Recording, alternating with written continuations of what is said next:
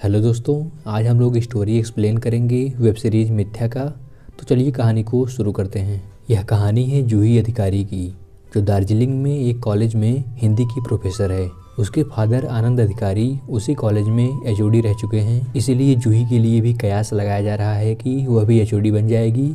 लेकिन जूही अपने पापा का नाम नहीं यूज करना चाहती और अपने मेहनत से करना चाहती है सब कुछ। जूही अपने पति नील के साथ रहती है, वह भी उसी कॉलेज में प्रोफेसर है, लेकिन इन दोनों का सेक्सुअल रिलेशनशिप उतना अच्छा नहीं है, इसलिए यह प्रभाव इनके दैनिक जीवनचर्या पर भी दिखता है और थोड़ा बहुत लड़ाई झगड़ा भी होता रहता है। एक दिन अचानक नील की हत्या हो जाती है और मर्डर वेपन पर जूही का निशान मिलता है, लेकिन जूही बार बार कह रही थी कि उसने कुछ नहीं किया है और यह सब रिया राजगुरु ने किया है। आखिर ये रिया कौन थी और क्या जूही सच बोल रही है या झूठ, यह सब जानने के लिए हमको कहानी के तह तक जाना होगा और 8 दिन पीछे चलना होगा, जहाँ से यह सब कुछ शुरू हुआ था।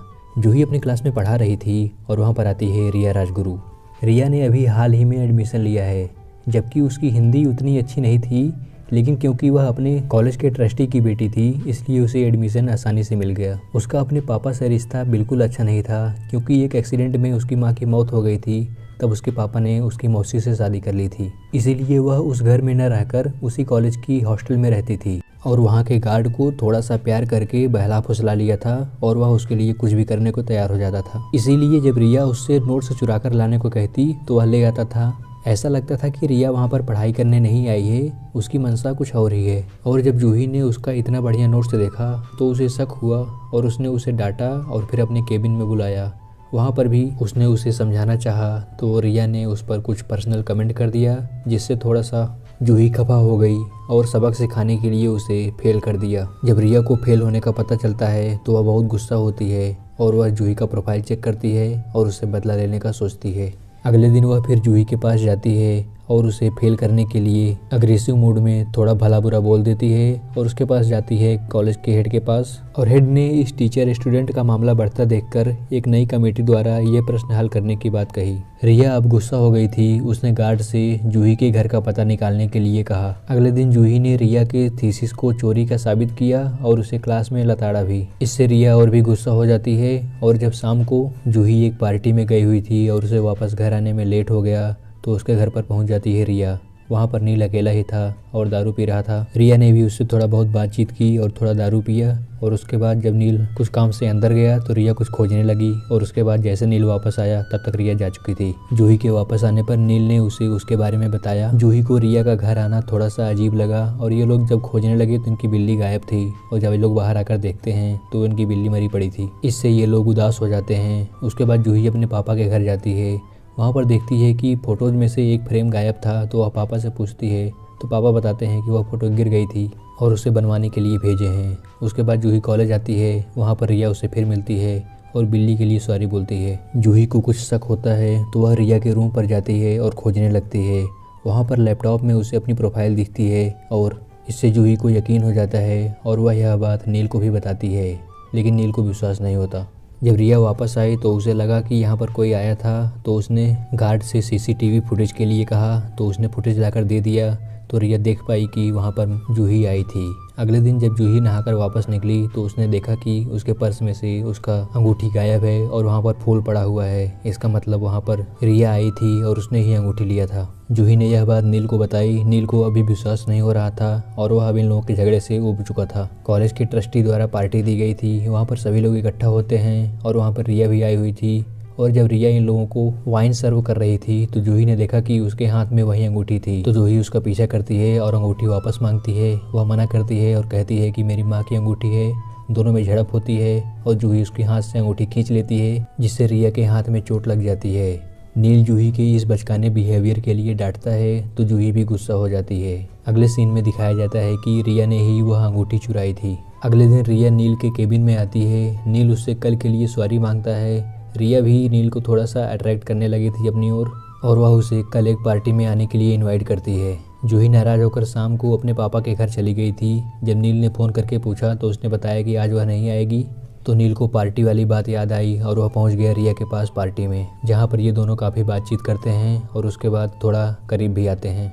जब नील वापस घर पहुंचा तो रिया का अचानक से मैसेज आता है और उसके बाद चैटिंग शुरू हो जाती है और ये चैटिंग बढ़कर कुछ ज़्यादा ही इंटीमेट हो जाती है और दोनों लोग अपनी अपनी न्यूड पिक्चर्स भी शेयर कर देते हैं। अगले दिन सुबह रिया फिर नील से मिलती है और दोनों लोग एक दूसरे की फ़ोटो डिलीट करने की बात कहते हैं। आज रिया का टेस्ट था जिसमें प्रूव होना था कि उसकी थीसिस सही है या गलत। तभी रिया जूही के पास कुछ फ़ोटो भेज देती है, वह थी नील वाली न्यूड फोटोज। और फिर रिया आती है, जूही बहुत परेशान हो चुकी होती है और वह वहाँ से मीटिंग छोड़कर चली जाती है और पापा के घर आ जाती है। जब काफ़ी देर तक वह नील का फ़ोन नहीं उठाती तो नील सीधे उसके घर आ जाता है। वहाँ पर जूही के पापा उसे न्यूड फोटो के लिए डांटते हैं। वह जूही के पास जाता है और कहता है कि उससे गलती हो गई है और रिया ने उसे ज़बरदस्ती मैनिपुलेट किया था, लेकिन जूही उसे माफ़ नहीं कर पाती है।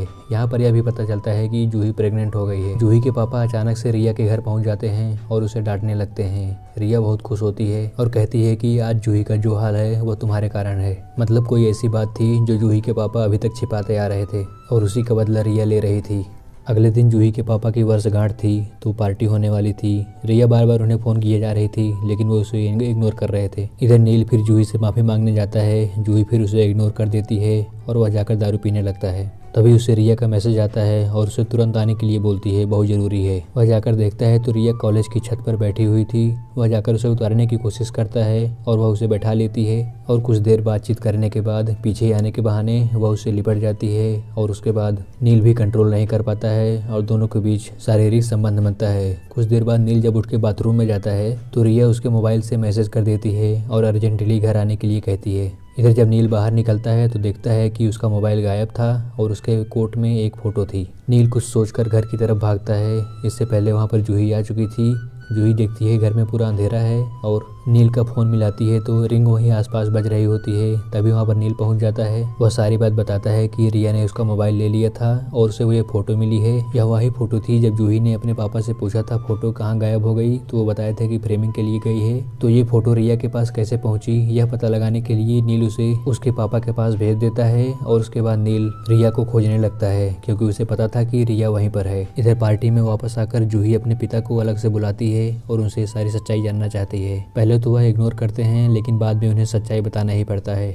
दरअसल रिया मधु की ही बहन है। दरअसल रिया की माँ जब कॉलेज में थी तो प्रोफेसर से प्यार करने लगी थी और उनके बीच संबंध बना था और उन्हीं से रिया पैदा हुई थी।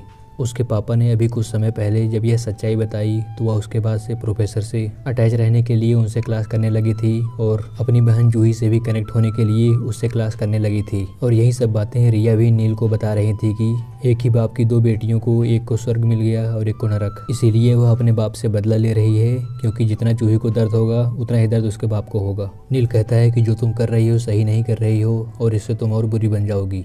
रिया कहती है कि अब तो सब कुछ हो ही चुका है, अब वह यह बात भी बता देगी कि हम दोनों के बीच शारीरिक संबंध है। नील को और भड़काती है तो नील बहुत ज़्यादा गुस्सा हो जाता है और उसका गला दबाने लगता है। इधर जूही भी परेशान होकर वापस घर आने लगी थी और जब घर आती है तो देखती है कि नील मरा पड़ा हुआ है। इधर वर्तमान में मर्डर वेपन पर जूही का हाथ था। जूही बार बार कह रही थी कि उसने बस चाकू उसके सीने में से निकाला था बस, लेकिन सारे सबूत जूही के खिलाफ होते जा रहे थे। जूही एक बार सच्चाई पता लगाने के लिए रिया के पास जाती है तो रिया कहती है कि उसे कुछ नहीं पता है। तभी पुलिस वहाँ पर आती है और जूही को गिरफ्तार कर लेती है। इधर पुलिस को रिया पर भी थोड़ा बहुत शक होता है क्योंकि उसके कमरे से दोनों अंगूठियाँ मिली थी और मर्डर वेपन भी दोनों अलग अलग थे, इसलिए पुलिस को थोड़ा बहुत शक होता है। और पुलिस सच्चाई उगलवाने के लिए एक आखिरी चाल चलती है। वह जूही के पापा के गले में रिकॉर्डर लगाते हैं और जाकर उससे बातचीत करने के लिए कहते हैं। जूही के पापा रिया को उसी जगह पर बुलाते हैं जहाँ पर रिया की माँ ने आत्महत्या किया था। वह बताते हैं कि तुम्हारी माँ सब कुछ छोड़कर जाने के लिए यहाँ पर आ गई थी, लेकिन मैं ही कायर था और वहाँ पर नहीं आया, इसलिए तुम्हारी माँ ने यहाँ से छलांग लगा ली थी। बातों बातों में रिया ने भी अपने गले का निशान दिखाया और बताया कि नील ने उसका गला जोर से दबा दिया था और वह मरने ही वाली थी कि सेल्फ डिफेंस में उसने नील पर वार कर दिया और नील वहीं पर मर गया। सब कुछ रिकॉर्ड हो गया था और पुलिस आकर रिया को पकड़ के लेके चली जाती है। रिया अपने बाप के इस कारनामे पर सोचकर पूरी तरीके से टूट चुकी थी। जूही के पापा भी अपना गिल्ट दूर करने के लिए कहीं दूर चले गए। धीरे धीरे 2 साल बीत गए थे। अब जूही HOD बन गई थी और उसकी किताब भी पब्लिश हो रही थी और उसे 2 साल का एक बच्चा भी था। इन सब के बीच जूही एक बार रिया के पास जाती है सारी सच्चाई जानने के लिए। काफ़ी कहने पर रिया ने बताया कि नील ने तो एक बार गला पकड़ के छोड़ दिया था, उसके बाद मैंने बिल्ली वाला पट्टा दिखाया, उसको और भड़काया और उसके बाद नील ने उसकी माँ के बारे में गंदा बोल दिया, इसलिए उसने तुरंत नील के गले पर वार कर दिया था और वह गिर गया था। इसके बाद वह बहुत डर गई थी। उसने गार्ड को फ़ोन किया। गार्ड ने उसे किचन से दूसरा चाकू लेकर उसे रुमाल से पकड़कर फिर से सीने पर वार करने के लिए कहा और तब तक नील जिंदा था और उसके बाद उसने सीने पर वार कर दिया और वहीं पर नील मर जाता है। उसने चाकू कहीं जंगल में फेंक दिया और कहानी बनाने के लिए गले पर निशान बनवा लिया था। जूही यह सब सुनकर हक्का बक्का रह जाती है। उसने कहा कि तुमने एक आदमी की हत्या की है और तुमको इसका जरा सा भी पश्चाताप नहीं है। इस पर रिया ने कहा कि यह सब उसने तुम्हारे लिए किया है, ऐसे लोगों को तुम्हारे लाइफ में रहने का कोई अधिकार नहीं है। इस पर जूही ने कहा कि तुम बस एक खूनी हो और कुछ नहीं, और आज के बाद से हमारे परिवार की तरफ आंख उठा के देखना भी मत, नहीं तो बहुत ज़्यादा बुरा होगा। और वह वहाँ से चली जाती है क्योंकि यह प्रूव हुआ था कि रिया ने अपने सेल्फ डिफेंस में हत्या की है, इसलिए उसे कम सज़ा हुई थी और वह जल्दी ही छूटने वाली थी। और अब वह और भी आक्रामक हो गई थी। उसने सबसे पहले गार्ड को भेजकर अपने पिता को मारने के लिए कहा और जूही को अपने परिवार के साथ खुश देखकर उसे एक चिट्ठी भेजी जिसमें लिखा था कि उसका बदला पूरा नहीं हुआ है और वह फिर आएगी। तभी जूही को अपने बेटे की याद आती है। वह भागकर उसके पास पहुंचती है तो देखती है वह आराम से सो रहा है, लेकिन वहाँ पर कुछ फूल पड़े हुए थे। इसका मतलब रिया वहाँ पर आ चुकी थी और यह सीज़न यहीं पर ख़त्म हो जाता है। तो दोस्तों, कैसा लगा आपको यह वीडियो, बताइएगा ज़रूर। इस वीडियो को यहीं पर समाप्त करते हैं और बहुत ही जल्दी हाजिर हो जाऊंगा एक नई और धमाकेदार वीडियो के साथ। तब तक के लिए हंसते रहिए, मुस्कुराते रहिए और अपना ख्याल रखिए।